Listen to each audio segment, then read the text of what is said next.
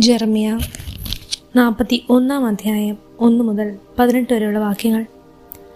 അതേ വർഷം 7-ാം മാസം എലീശാമയുടെ മകനായ നെഥാനിയായുടെ പുത്രനും രാജവംശജനും രാജാവിൻ്റെ സേവക പ്രമുഖരിൽ ഒരുവനുമായ ഇസ്മായിൽ 10 ആളുകളെയും കൂട്ടിക്കൊണ്ട് മിസ്പായിൽ അഹീക്കാമിൻ്റെ പുത്രൻ ഗദാലിയയുടെ അടുത്ത് ചെന്നു.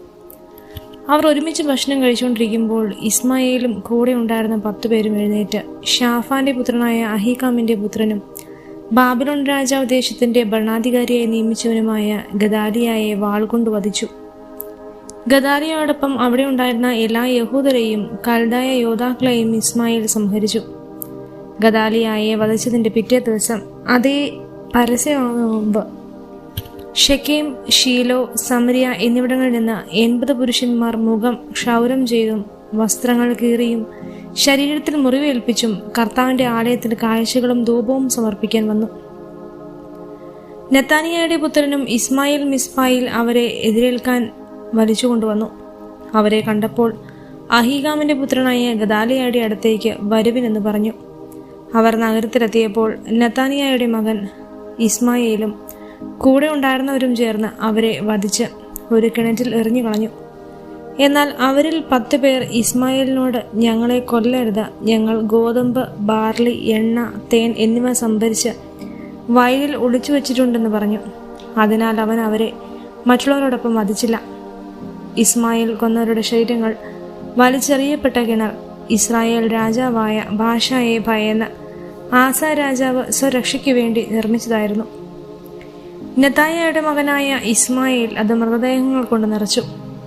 അതിനുശേഷം അവൻ മിസ്പായിൽ അവശേഷിച്ച എല്ലാവരെയും, രാജകുമാരികളെയും, സേനാനായകനായ നെബൂസർദാൻ അഹീക്കാമിൻ്റെ മകനായ ഗദാലിയയെ ഏൽപ്പിച്ചവരിൽ അവശേഷിച്ചവരെയും തടവുകാരാക്കി അമ്മോന്യരുടെ അടുക്കലേക്ക് പുറപ്പെട്ടു.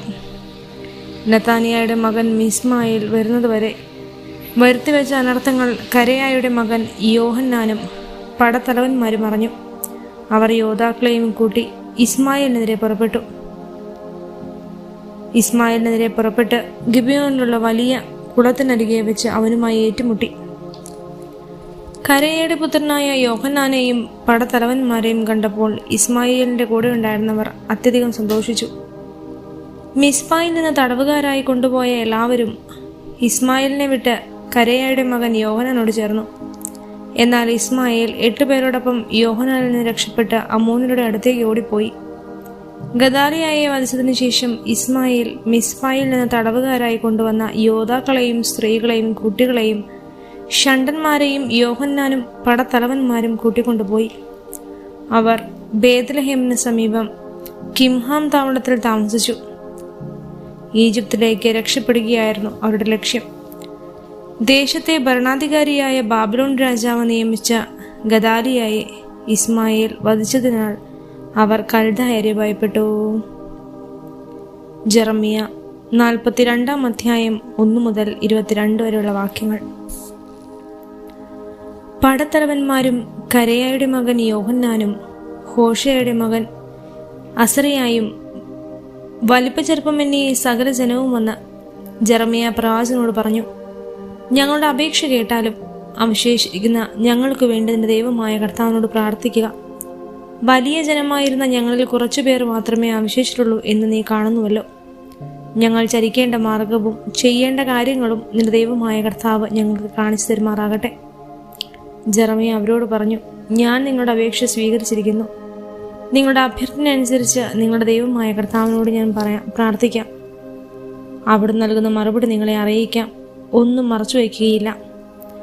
അവർ ജെറമ്യയോട് പറഞ്ഞു, നിന്റെ ദൈവമായ കർത്താവ് നീ വഴി കൽപ്പിച്ചതെല്ലാം ഞങ്ങൾ അനുസരിക്കാത്തതിനാൽ അവിടുന്ന് തന്നെ ഞങ്ങൾക്കെതിരെ സത്യസന്ധനും വിശ്വസ്തനുമായ സാക്ഷിയായിരിക്കട്ടെ. നമ്മുടെ ദൈവമായ കർത്താവിൻ്റെ അടുത്തേക്ക് ഞങ്ങൾ തന്നെ അയക്കുന്നു. അവിടുത്തെ കൽപ്പന ഗുണമോ ദോഷമോ ആകട്ടെ, ഞങ്ങൾ അനുസരിക്കും. നമ്മുടെ ദൈവമായ കർത്താവിൻ്റെ കൽപ്പന അനുസരിച്ചതിനാൽ ഞങ്ങൾക്ക് ശുഭം ഭവിക്കും.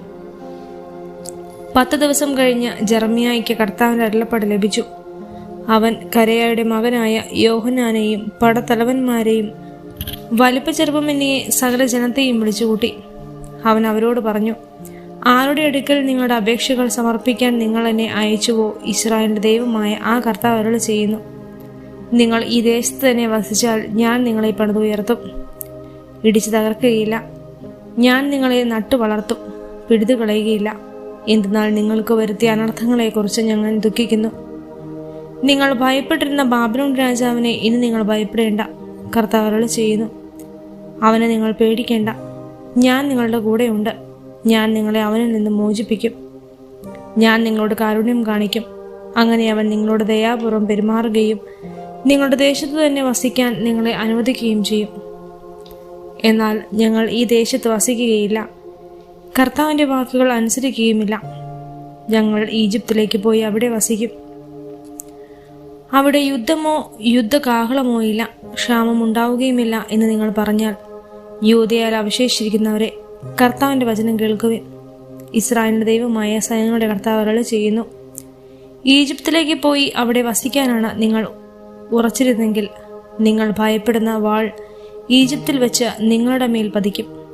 നിങ്ങൾ ഭയപ്പെടുന്ന ക്ഷാമം നിങ്ങളെ വേട്ടയാടും, അവിടെ വെച്ച് നിങ്ങൾ മരിക്കും.